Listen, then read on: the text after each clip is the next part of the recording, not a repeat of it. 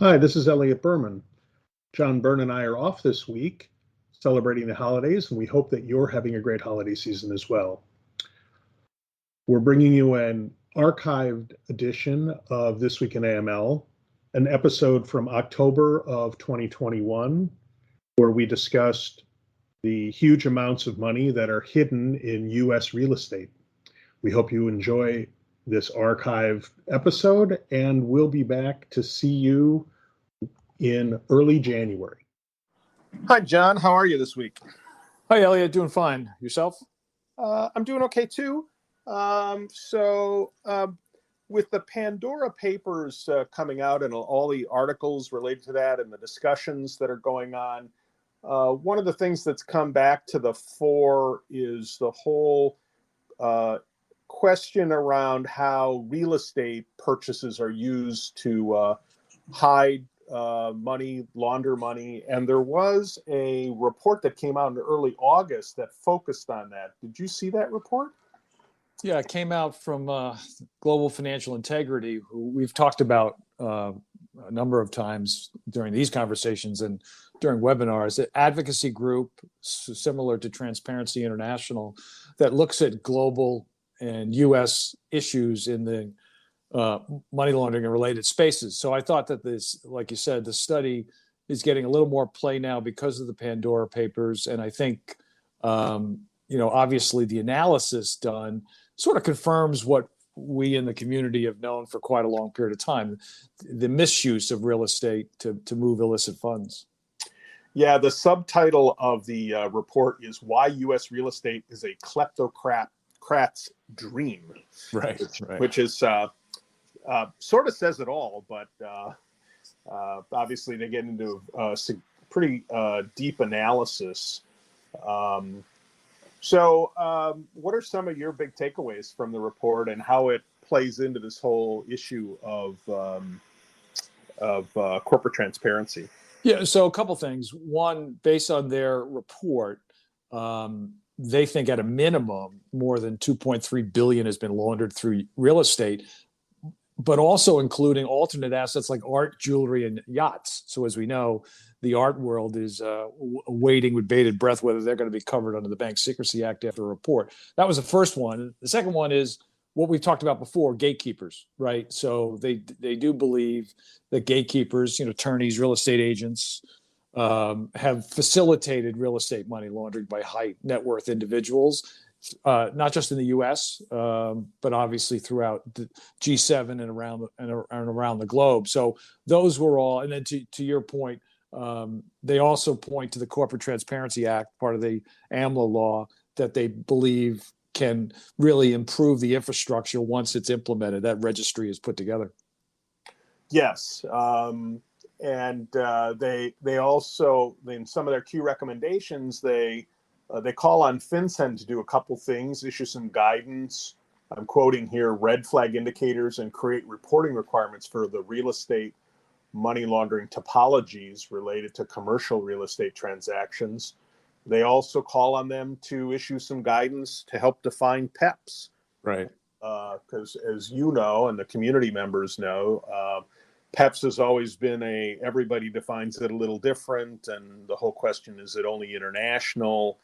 The other thing I want to be sure we point out is that this is a look at the U.S. real estate market, but the players in that market are definitely global. So there's lots of bad actors looking to hide ill-gotten gains from around the world in the U.S. Real estate market. And so this is not a U.S. only problem. It's clearly a global problem. Right. And as the Pandora Papers showed us, there's a number of jurisdictions within the U.S. which are as untransparent, if that's a word, as offshore entities, like South Dakota, Delaware, Montana, Alaska, Nevada, places like that. So a lot of these shell entities are being created in the U.S. as well. So clearly a global problem. The other part of it that's more U.S., but I thought was interesting, they call for the geographic targeting orders to be made permanent. Right now, that authority gets extended during certain for certain periods of time, and then if FinCEN believes that it's important to continue it, they'll continue it.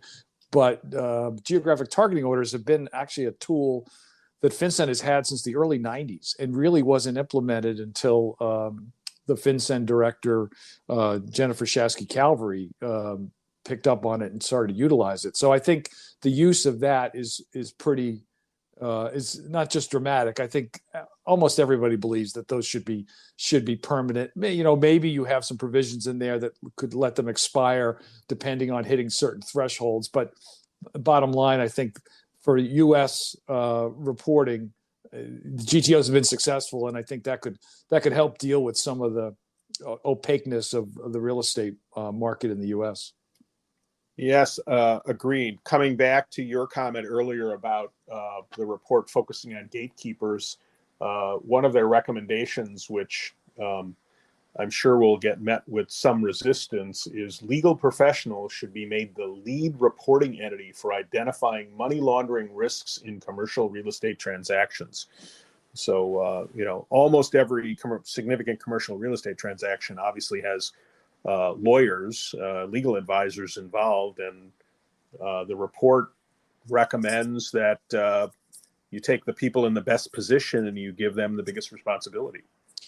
Right. So the reports, as you mentioned, Acres of Money Laundering, Why U.S. Real Estate is a Kleptocrat's Dream. It's on the Global Financial Integrity website. It's an August report. I would also say that relevant to what we're talking about today, we've just posted an interview I was able to do with Kevin Hall, an investigative reporter, about his take on some of the themes in the Pandora Papers, and Kevin never holds back. He's got some really good insight there. So that's a lengthier conversation than what we're doing today, but I would urge people, if they get a chance, to listen to that as well.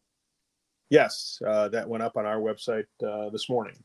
So, John, I'll do the shameless plug, and then you can do the one for the webinar. So for our podcasts, you can find us on Spotify, Apple Podcast, and wherever you find your podcasts.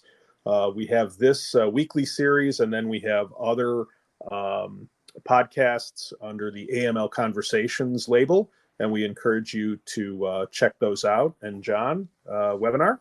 And the webinar in October will be on the audit function in financial institutions, how the BSA AML officer can work with and manage, challenge, and connect with inside and outside auditors. I think that's going to be a very compelling discussion, one that we don't talk about all that much.